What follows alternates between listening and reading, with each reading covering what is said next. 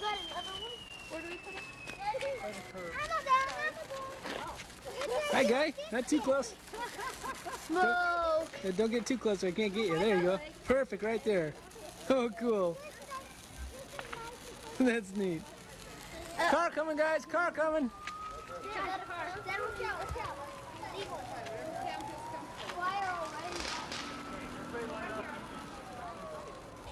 Do you need the light on this, Jeff? What's that? Anybody want to sing for the camera? Hi, Lynn. Hello, it's the 4th of July, 1992. And we're out here in the middle of the street at the Atkinson's house. Good commentary. Anything else you want to say? What does this 4th of July mean to you? Sense of independence. Oh, even more than last year? Life and living.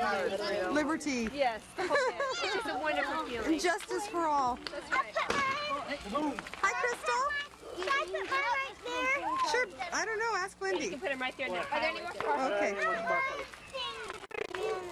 Okay, you guys want to do Whoa, whoa, we got the light on. Would you like to introduce yourselves for the camera? Oh, I'm Lee Nelson. This is my wife Pamela. Yeah, we live here in Moses Lake too, yeah. And how is it that you got here to be in the Atkinson's yard? Whoa! Bigger action.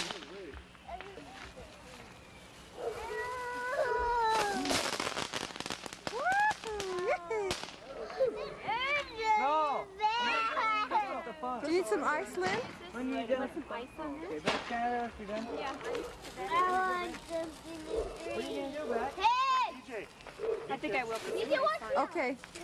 We've got some Kool-Aid in the refrigerator, too. Car coming. Hey, Deborah said yes.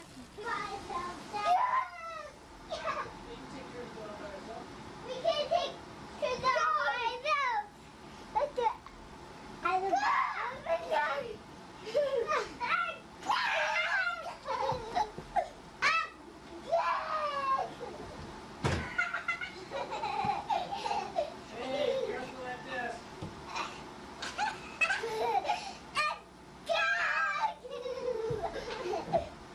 Of all the outlaws in the Wild West, there was none so feared as Big Pink Bill.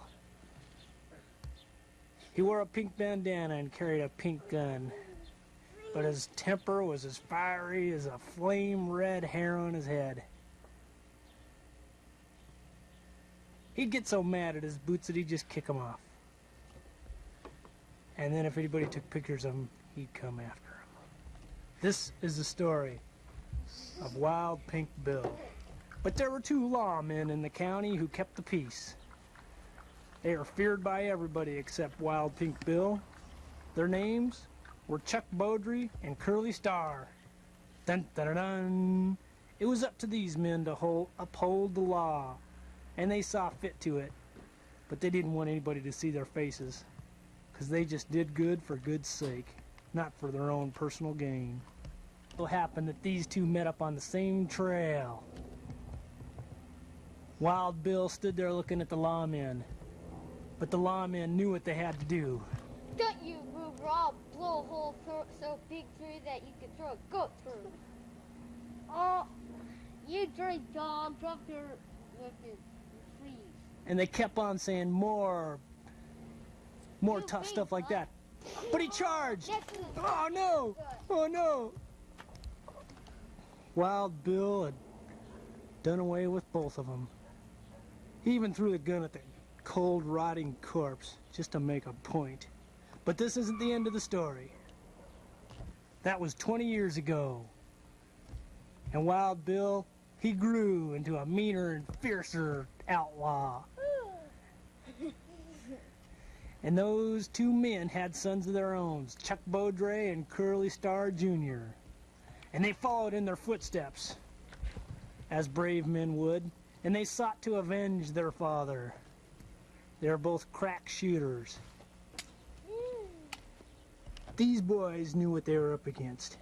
They knew the kind of weaponry it would take to do away with Wild Pink Bill. So they got all their guns together. It was going to be a bloody battle, and only one of them would remain standing. Wild Pink Bill rode into town that day with fire in his eyes and destruction on his mind. He wanted the lives of those two sons, but they were waiting for him. They saw him, and they opened fire. They opened fire. And Bill shot back with his cold, hard stare. Their bullets weren't even hitting him. Got that pink gun and returned fire. And there was nobody left standing except Wild Pink Bill. Now the legend of Chuck Bodre and Curly Starr ended right here. But the legend of Wild Pink Bill lives on to this day. Just pray you don't meet him in some cold, dark, empty street. Our tale has come to an end. It's time to put away the horses.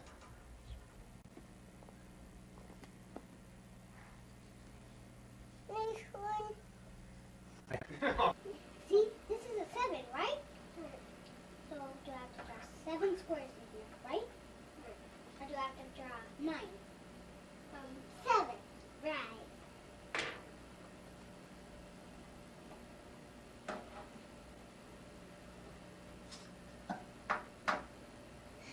I was checking to see if the camera was on. I didn't even know the camera was on, but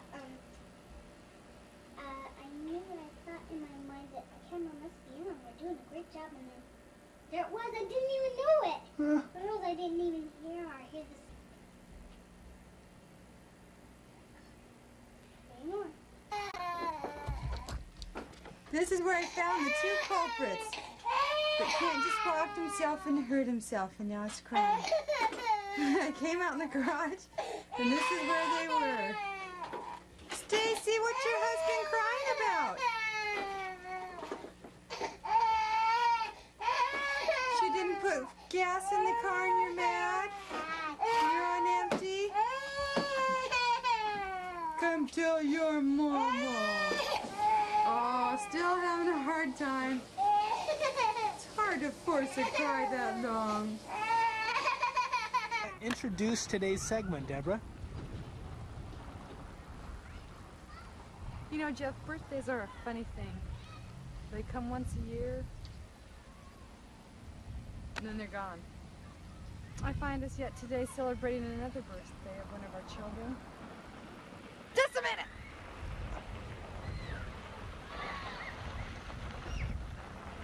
That was great.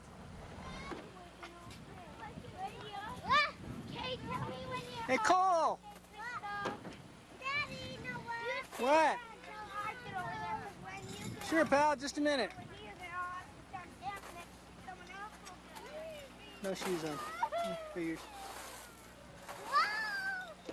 Okay, let's go find the birthday girl. Where is she? That's not the birthday girl.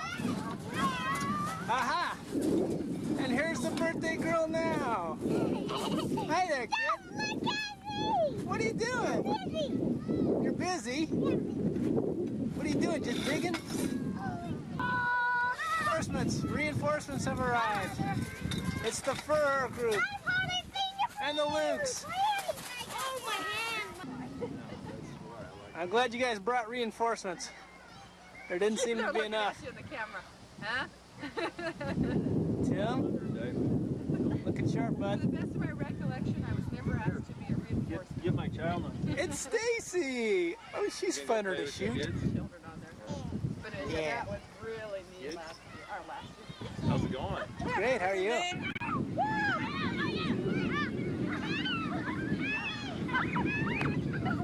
Woo!